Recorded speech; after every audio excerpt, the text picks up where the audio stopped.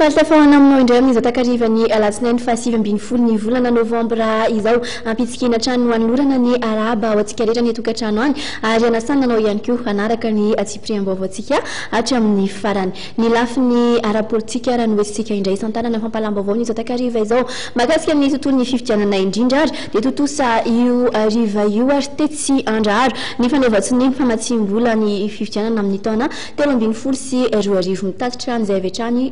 Lova-Ramanantsoa. No tanterahan'io tolakandro io tetsy amin'ny foiben'ny firenena mikambana Itsandraharo ny fanaovatsiny mikasika ny famatsim-bola amin'ny fifidianana amin'ny taona 20 sy 20 teo amin'ny solon-tenam-panjakana sy ny vondrona iraisam-pirenena. Araka ny fanazavana nomenanay dia mahatratra 520 tapitrisa dolara amerikanina amin'ny 170 tapitrisa dolara ilaina ny famatsim-bola azo ankehitriny. Nandray anjara mavitrika tamin'izany ny vondrona Europeanina izay nanolotra 2,4 tapitrisa euro. Gouvernementa Suisse nanolotra 3,3 francs suisse ary firenena Norvège nanolotra 2 tapitrisa dolara amerikanina raha toka nanolotra 4 tapitrisa dolara amerikanina kosa amin'ny firenena mikambana. Midika zany zay pour à la CELIT fa dia engagement premier pas ny engagement zay raisin'ny communauté internationale ao anatin'izao processus électoral zao. Dia iny zany zao no erahana miaraka amin'ny expert hoe aiza hoe satria iny zany rehefa matsim-bola tokony nanaovantsika ny formation sy le nividianana ny bisibitsiny maro nanaovana le recensement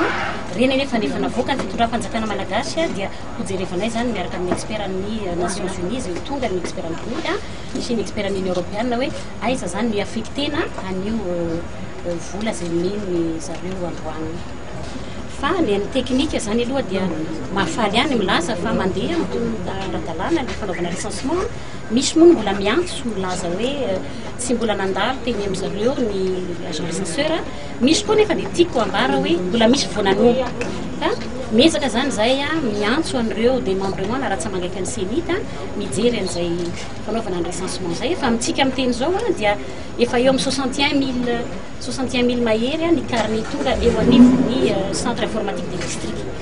Isan'ny afatra no amafisin'ny firenena mikambana ny irosoana aingana amin'ny fifidianana mba hivoahana amin'izao krizy izao. Laza Andriamatora Jaonary Mampianina Hery nisitry ny vola sy ny teti-bola fa manodidina 90 miliyara ariary ny vola ilaina entina hanatanterahana ireo dingana rehetra amin'ny fifidianana.